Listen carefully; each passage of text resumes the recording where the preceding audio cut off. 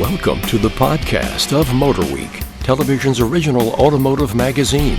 MotorWeek is made possible by TireRack.com and RockAuto.com. Here's your MotorWeek podcast host, Brian Robinson. Hello, welcome to podcast number 225. Seems like we were just at this a little while ago, but I guess it's time for a new one already. Joining me around the table is a very special treat for everyone, our senior executive producer, Dave Scrivener. Glad to be here. And our over-the-edge reporter, Greg Carlos. I'm turning my hat backwards as we speak because it is podcast time. Road test producer, Kyle Scanlon. Glad to be here. Leaving his hat pointed forward. Yes. Like a square. I am like hatless. A square. All right, so looks like we got a very special edition here. Lots of high-performance cars to talk about. Lightning round as usual, and a viewer question. So let's get right to it. Scriv, you just got back from driving the new Stingray out in Vegas. I went to Vegas and drove the Stingray on the street and the track, and it is not your father's Corvette, and that's a good thing.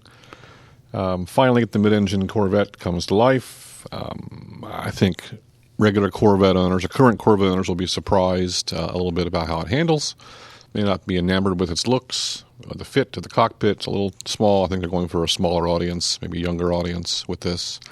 But it certainly performs well. I think it's a great basis for new ones to come. The Z06 and the ZR1 will be hell on wheels. This one's great. Needs a little more power. Handling's fine. Love the way it looks personally, but I don't know.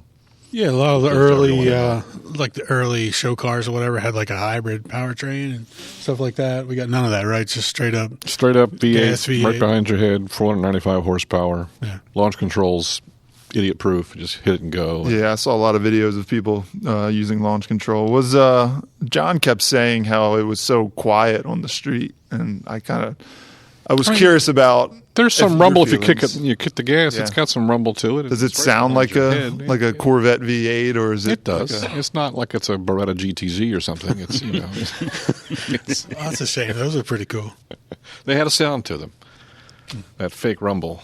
But it doesn't look that different than the outgoing Corvette. Is that? I saw them side by side at the track. They have a Corvette school, and they had a bunch of the old ones parked around. I was like, which one is that? Oh, it's the new one. Okay. Yeah.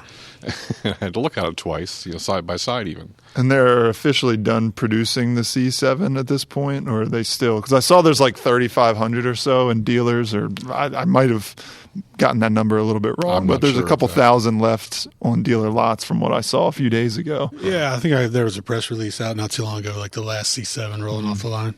So, yeah. It goes pretty well when you kick it. That's kind of what you want in a Corvette. Yeah, but, we're obviously looking forward to a Z06. Oh, yeah, and that would be the ticket, I think. Yeah. I think the interior layout's kind of funny. The wall between the driver and passenger, a little row of buttons that you have to kind of look at really closely. Yeah, before you learn them, you'll have to be a while figuring out what they do. We talked about that off cam. It's like that came through in one of your GoPro shots where you see you, and it's great for the driver, but it's like you said, there's literally a wall between you and the passenger. The caster can't even see some of the screens, and it's like, man, don't touch this, man. Keep your hands over there. Just shut up. Hang on, shut up. I was talking to our videographer who was with you on the trip when he was telling me about sitting in the passenger seat. He said it was a really weird experience because everything is so driver-oriented and pointed towards the driver. It's like you're kind of just strapped in, and it's just shut up, hang on, and just sit there. Don't touch anything. Yeah. I didn't sit over there at all. Now, they do have 3 seat options, the most aggressive one being their I guess, GT3, they call it, a sports seat. It didn't fit me at all. I guess my butt's too wide for that. But the mid-grade seat was nice and supportive, very comfortable. I didn't sit in the bottom grade one. I'm glad they have the option for those who want more performance or more comfort or whatever. Looked like they had some interesting color options, too, at least by the B-roll that I saw. Very nice-looking bronze. Bronzy brown was interesting. I like that color a lot. More of a root beer almost, Like your NSX orange? Is that what? Oh, yeah. Yeah. Did they... very vibrant blue. Is the Corvette coming? Corvette's coming. Yeah, the Corvette convertible, that is. Is that coming at the same time, or is that going to be a later release?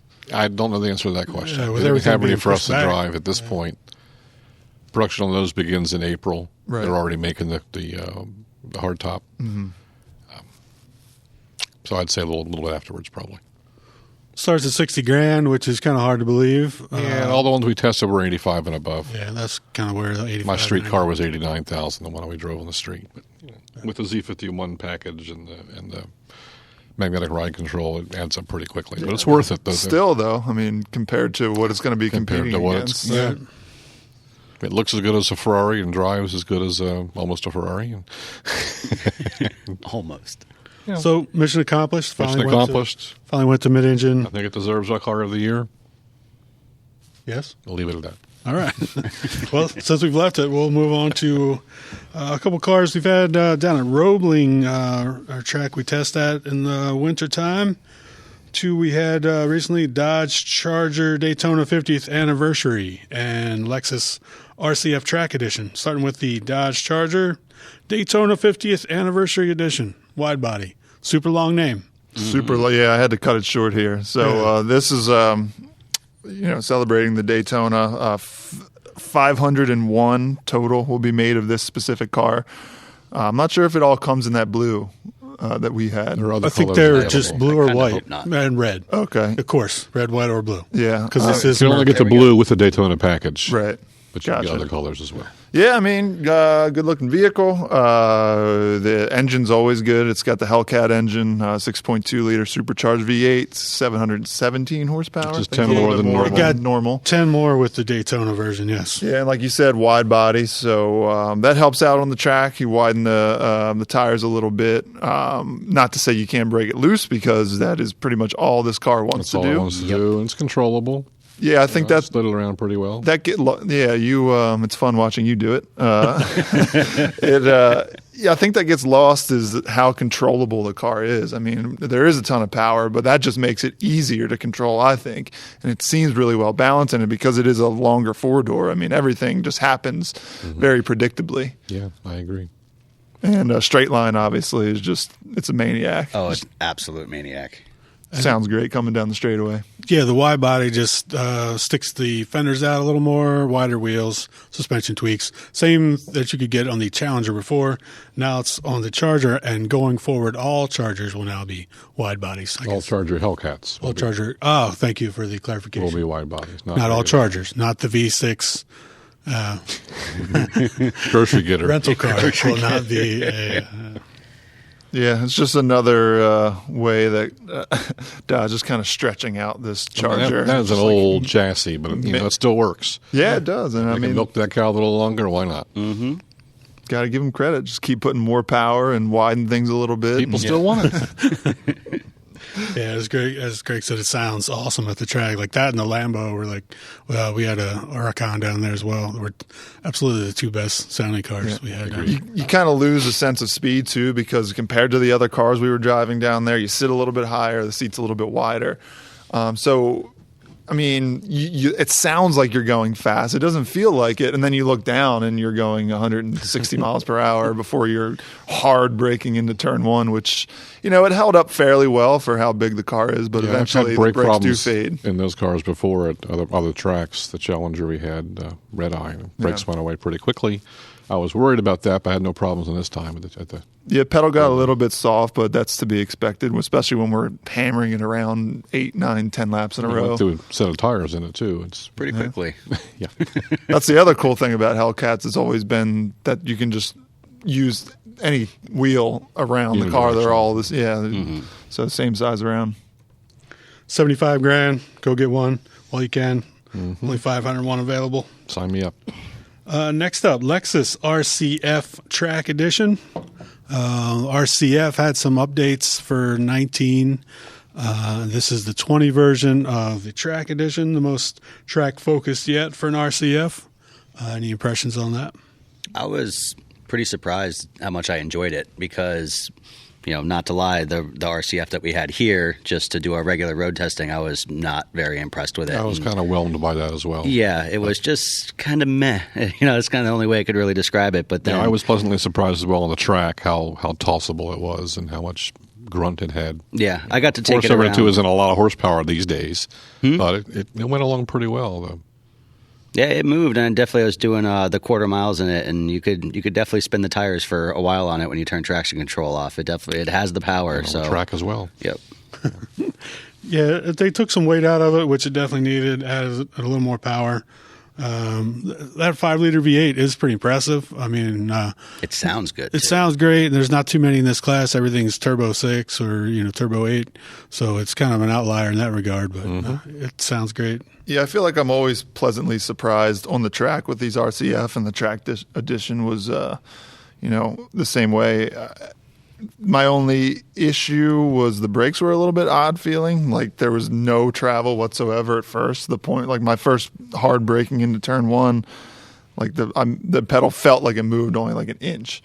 And then the braking power was there, but it was a very odd feeling. Eventually I got used to it, but it always has more grip than I expected it to. And it's like somebody had said before, it seems like there's always power on tap pretty much wherever you are. So yeah, I think it's not something that probably a lot of people know much about, but I think they should because it's a nice car. Well, that's brings up the other question. It ought to be. Yeah, it's close to $100,000. I mean, how many track cars out there that you could buy for that you would rather have than the RC-F? There's probably a few. Yeah.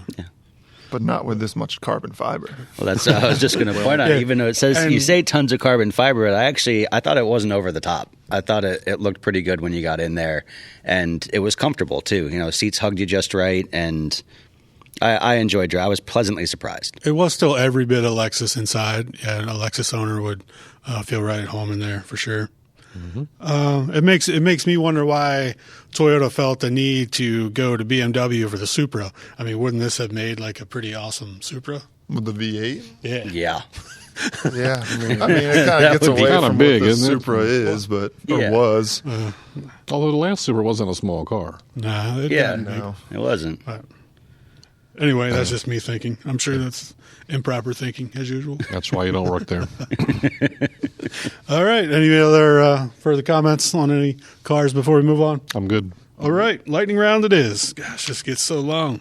All right. For our lightning round, we have the following question. At a recent hearing, the NTSB, which is the National Transportation Safety Board, said that a problem with Tesla's autopilot vision system was among the contributing factors that led to a fatal 2018 crash. The driver was also said to have been playing a game on his phone. Oh, boy. The NTSB called out Tesla and others for ignoring their recommendation to create limits as to where their Level 2 systems can operate. So, if we're forced to be on the road with the current semi-autonomous systems, what should be their operating parameters?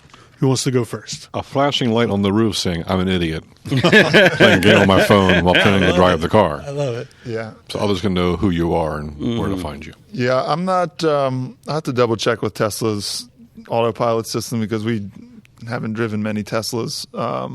But I know that things like Cadillac Super Cruise, it forces you to keep your eyes forward, and then if you don't, it beeps at you. And same thing with like the BMW your wheels does that too. If your hands aren't on the wheels. Yeah, so I think that's absolutely necessary now. I mean, you can't be allowed to just look away for, I don't care how good the system is at operating, because look what happened. I mean, it reads things wrong. Lane markings aren't always great on the road, and things are going to happen. So I absolutely think there needs to be stricter enforcement as to where these systems can operate.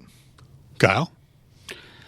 It's kind of difficult to go after that, but I mean, yeah, they definitely need to fine tune this before they're letting people go out there and give them the false confidence that they can, sit there and play Candy Crush while they're in traffic. It's kind of ridiculous. Do we know that it was Candy Crush? I'm just making an assumption. Right. If there are certain roadways that have sensors embedded that can tell the car, talk to the car, intelligent roadways. Super Cruise is that way too, right? Let it work on just those roads. I think Super Cruise only works on certain highways, ones that they've mapped. And I think because like a year or so ago, or maybe less than that, they just added like a bunch of new highways. So, but yeah, something like that should, if we're going to have every country road doesn't get, if it gets repaved and the markings aren't there, it should shut down the system. Sorry, the road's not good enough for this.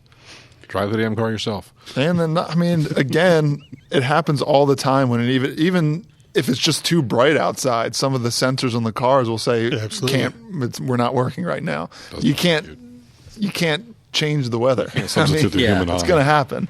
bottom line is they're still figuring this stuff out, and we're all the guinea pigs. So not sure where it's going from there. But So proceed with caution. That's the name of my debut album. We're all the guinea pigs. yeah, Yeah. all right. Let me know. when it Musical comes out. talent I'm still working on. But Details. All right, let's move on to our viewer question. Oh, nice short one from Jerome. Jerome says, I've been wondering about the accuracy of the average mileage that's posted in the instrument cluster. Anybody have? I think I would trust that these days with the trip computers being smarter than I am generally, and everything's mapped out and monitored every microsecond on modern cars. we when we do our mileage loops, we do old-fashioned math once we fill up the tank and I'm glad someone does. divide. Yeah, but I always try to compare it to the numbers we have, and it's usually pretty close. I feel like the in-car ones are always maybe a little optimistic. Yeah, for sure. Because they are. Isn't more of like an average is what that's doing. Yeah, and then somehow when you go downhill, it says you're getting 99 miles Right. a gallon. I'm like, well, of course, because I'm not using the gas. But they're within a couple miles per gallon, so I don't think it's way off by any means. From what I've experienced, they're all within a mile per gallon. There are two particular brands out there that are usually way optimistic, more so than others. Not sure I'll mention them, but That's not. they're always like 2, 3, sometimes miles per gallon higher. They're pretty close for the most part. Yeah, I feel like the furthest off has been right around a gallon for any of the mileage loops that I've done when I do the old school math and then look at what the car actually says. So in my experience, it's pretty close. All right, there you go, Jerome. Hope that helps. Anybody have a rant or rave? I've got a rave. Rave. That's why I like having you on the podcast. You're always So quick to. positive. It's not just me anymore. I was pleasantly surprised. I was driving the Genesis G70 home, and to find on the left shoulder of the passenger seat controls to move the car to seat back and forth. It was jacked all the way forward when I picked my passenger up, and I was able to put the seat back for them before they got in the car. Ah, yes. Now I know I what you're like talking that. about. I was confused at first. Yeah, that's a really And nice it was like, tool. wow, what a nice little touch. I had That's to a put nice my feature. child seat back there, and it was very useful to slide forward and back. Very good. Kudos to you, Genesis, for that. Thanks. Simple stuff like that Saving just an makes old us man's so back. happy. I also I noticed in the Arteon, I drove that. It stays in sport mode when you turn it off and then get back in. I found that very nice. Nice. Yeah, because almost every other car like defaults to normal. You have to get in, press sport, and then proceed. But that one stays in sport. I haven't figured out our Macan seats yet. They always go back to some setting that's Yeah, way too short for yeah, me. It's that- linked with the key. You got to go into the settings. Yeah. Because it tries to kill me when I get in there. And adjusts the mirrors too. Take off the kneecaps. Yeah, I got to constantly adjust the mirrors. Anyway, that was a rave that turned into a slight rant. I hope you're All okay about with seat that. controls. Hey. All right, moving on. I just want to thank Jim Bigwood, our audio engineer, of course, podcast producer Greg Carlos, and podcast creator Bob Mixter. Be sure to check us out in all the usual places and everywhere on the internets. Thanks for watching MotorWeek. You've been listening to the podcast of MotorWeek, television's original automotive magazine. MotorWeek is made possible by TireRack.com and RockAuto.com. For additional information on podcasts, videos, and showtimes, visit our website at motorweek.org. And watch MotorWeek, television's longest-running automotive magazine series each week on your local PBS station.